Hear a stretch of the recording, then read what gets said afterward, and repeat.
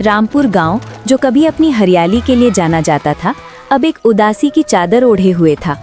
इसी गांव के एक कोने में एक टूटी फूटी झोपड़ी में विक्रम नाम का एक गरीब लकड़हारा रहता था।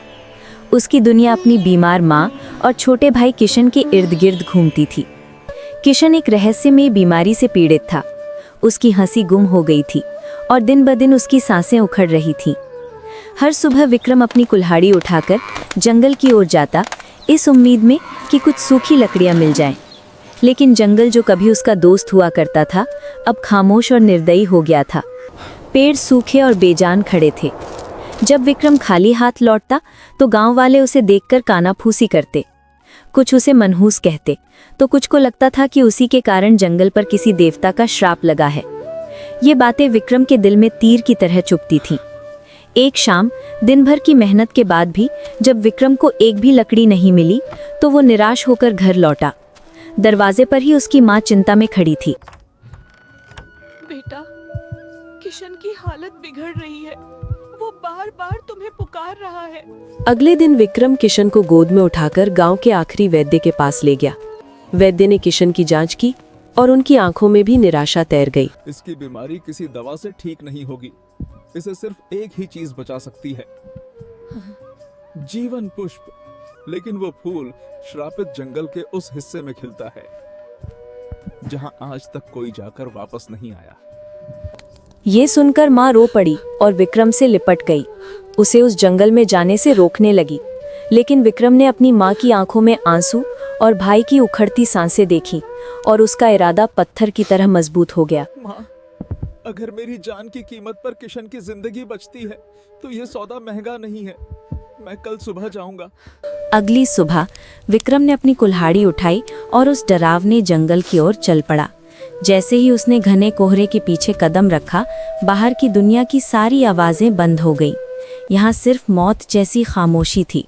कुछ दूर चलने पर उसे एक गहरी खाई मिली जिसे पार करना नामुमकिन लग रहा था। विक्रम ने हिम्मत नहीं हारी। उसने एक पुराने पेड़ की लताओं को पकड़कर अपनी जान जोखिम में डालकर उस खाई को पार किया। वो थककर एक पेड़ के नीचे बैठा ही था कि तभी पेड़ों के झुरमुट से एक अद्भुत सफ़ेद हिरण बाहर आया। उसकी आंखों में एक अजीब सी चमक थी, जैसे वो कुछ कहना चाहता हो। हिरण ने विक्रम को देखा और जंगल के और गहरे हिस्से की ओर बढ़ने लगा, जैसे उसे रास्ता दिखा रहा हो। विक्रम उसके पीछे पीछे चलता गया। एक शांत झील के पास आकर हिरण रुका और इंसानी आवाज में बोला, विक्रम, तुम एक नेक दिल इंसान हो। ये जंगल श्रापित नहीं बल्कि कैद में है। इसकी आत्मा यानी वन देवी को एक दुष्ट तांत्रिक ने पत्थर में कैद कर दिया है। वो तांत्रिक पास के झरने के पीछे एक काली गुफा में रहता है। उसने वन देवी का जादुई ताबीज चुरा लिया है। तुम्हें वो ताबीज वापस लाना होगा, तभी ये जंगल और तुम्हारा भाई दोनों बच पाएंगे। हिरण के बताए रास्ते पर चलते हुए विक्रम एक छोटी सी कुटिया के पास पहुंचा। ये एक साधु का आश्रम था। साधु ध्यान में लीन थे, लेकिन विक्रम के पहुंचते ही उन्होंने अपनी आंखें खोल दी। मैं जानता हूं तुम क्यों आए हो पुत्र, लेकिन उस तांत्रिक का सामना करने से पहले तुम्हें पहले खुद को समझना होगा। अगर तुम्हें दुनिया की सारी शक्ति मिल जाए, तुम क्या करोगे? मैं बस अपने भाई को बचाना चाहता हूँ और अपनी माँ को खुश देखना चाहता हूँ। मुझे शक्ति का कोई लालच नहीं है। ये सत्य दर्पण है। ये तुम्हें हर झूठ और भ्रम के पार की सच्चाई दिखाएगा।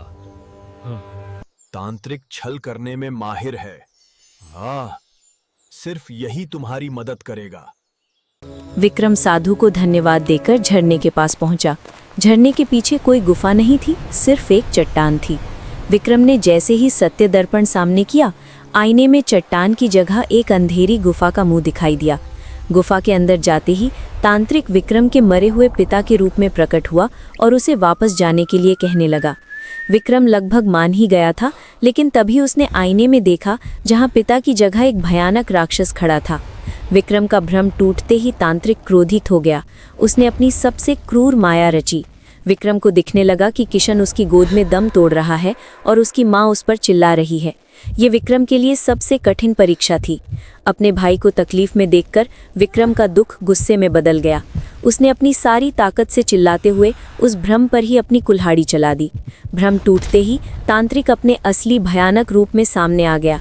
उसने आग के गोले और काले जादू से विक्रम पर हमला किया। विक्रम किसी तरह खुद को बचाता रहा, लेकिन तांत्रिक के करीब पहुंचना नामुमकिन था। लड़ते लड़ते विक्रम ने सत्य दर्पण में देखा। आईने में उसे दिखा कि जब भी तांत्रिक कोई मंत्र पढ़ता है तो उसके गले में लटका काला क्रिस्टल एक पल के लिए चमकता है, और वही उसकी कमजोरी का क्षण है। विक्रम ने जानबूझकर तांत्रिक को एक बड़ा मंत्र पढ़ने के लिए उकसाया। जैसे ही तांत्रिक ने आंखें बंद करके मंत्र पढ़ना शुरू किया और क्रिस्टल चमका, विक्रम ने अपनी पूरी ताकत से कुल्हाड़ी से उस क्रिस्टल पर वार कर दिया।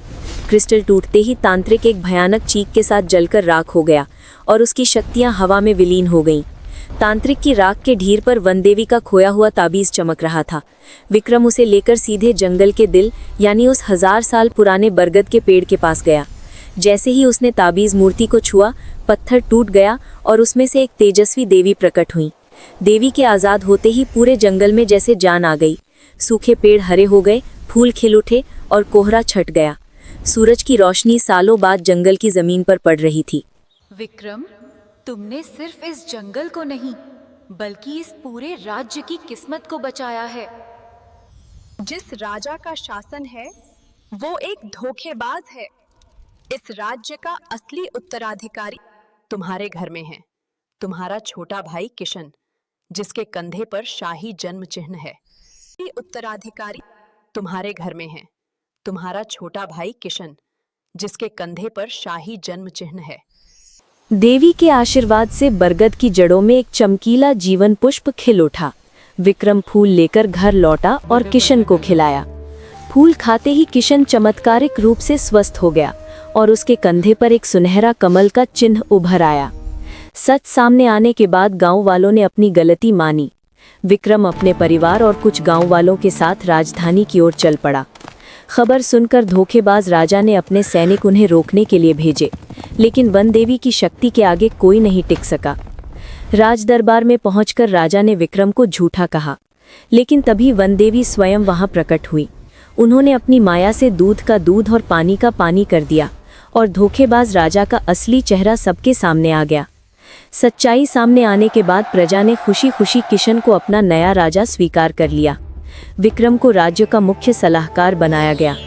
उनकी झोपड़ी एक महल में बदल गई और उनका परिवार हमेशा के लिए गरीबी और दुखों से मुक्त हो गया।